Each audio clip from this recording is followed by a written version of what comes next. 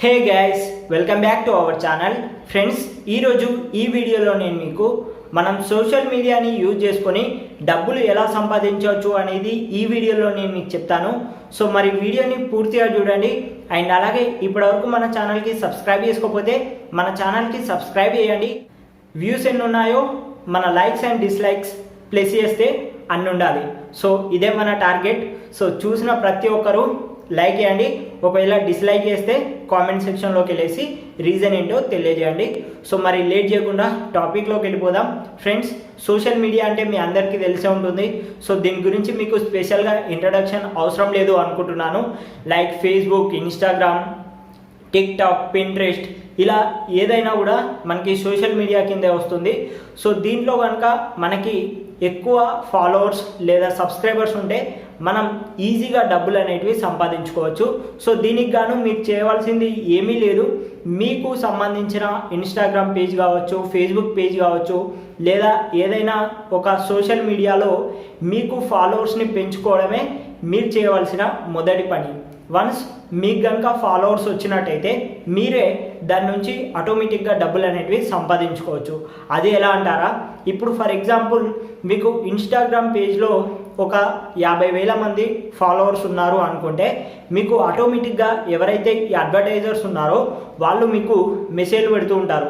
మాకు సంబంధించిన వెబ్సైట్ని ప్రమోట్ చేయండి, లేదా మాకు సంబంధించిన పోస్ట్ని ప్రమోట్ చేయండి, లేదా మాకు సంబంధించిన ఒక ప్రోడక్ట్ని ప్రమోట్ చేయండి, మీకు 5,000 ఇస్తాం, 10,000 ఇస్తాం, లేదా ఒక రిఫర్కి ఇంత ఇస్తాం అన్నట్టు మాట్లాడుకుంటారు. సో ఇది డిపెండ్స్ అపాన్ మీకు ఎంతమంది ఫాలోవర్స్ ఉన్నారు అన్న దాన్ని బట్టి మీకు అంత మనీ వస్తాయి. మీరు కూడా ఇంకా ఎక్కువ మనీని డిమాండ్ చేయడానికి అవకాశం అనేది ఉంటుంది. మీకు తెలుసో లేదో, విరాట్ కోహ్లీ తనకు సంబంధించిన ఇన్స్టాగ్రామ్ పేజ్లో ఏదైనా ఒక బ్రాండ్ని కానీ ఏదైనా ఒక ప్రోడక్ట్ని కానీ ప్రమోట్ చేయాలంటే మినిమం 1 కోటి నుంచి 4 కోట్ల రూపాయలు అనేటివి డిమాండ్ చేస్తాడంట.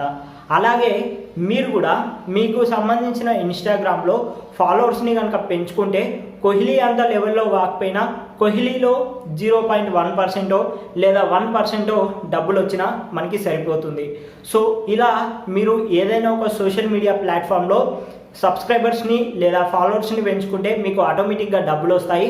ఒకవేళ మీకు అడ్వర్టైజర్స్ ఎవరు లేరు అనుకుంటే మీరే గూగుల్లోకి వెళ్ళేసి అమెజాన్ అఫిలియేట్, ఫ్లిప్కార్ట్ అఫిలియేట్ అని సెర్చ్ చేస్తే అఫిలియేట్లో జాయిన్ అవ్వండి.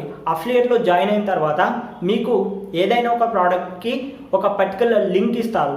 ఆ లింక్ని తీసుకొచ్చి మీ ఫేస్బుక్ పేజీల్లో లేదా ఇన్స్టాగ్రామ్ పేజీల్లో పేస్ట్ చేయండి, అంటే ప్రమోట్ చేసుకోండి. మీ లింక్ని మీరే ప్రమోట్ చేసుకోండి. ఇప్పుడు ఆ లింక్ ద్వారా ఎవరైనా ఒకరు ఏదైనా ఒక ప్రోడక్ట్ కానీ కొన్నట్టయితే ఆ ప్రోడక్ట్లో ఇంత కమిషన్ అనేది మీకు రావడం జరుగుతుంది. దీన్నే అఫిలియేట్ మార్కెటింగ్ అంటారు. సో అఫిలియేట్ మార్కెటింగ్ చేయడానికి మెయిన్గా మనకు కావాల్సింది ఫాలోవర్స్ లేదా సబ్స్క్రైబర్స్.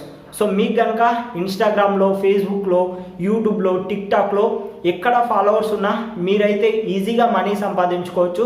సో ఫ్రెండ్స్, మరి ఇది ఈ వీడియోలో నేను మీకు అర్థమయ్యేటట్టు చెప్పాను అనుకుంటున్నాను.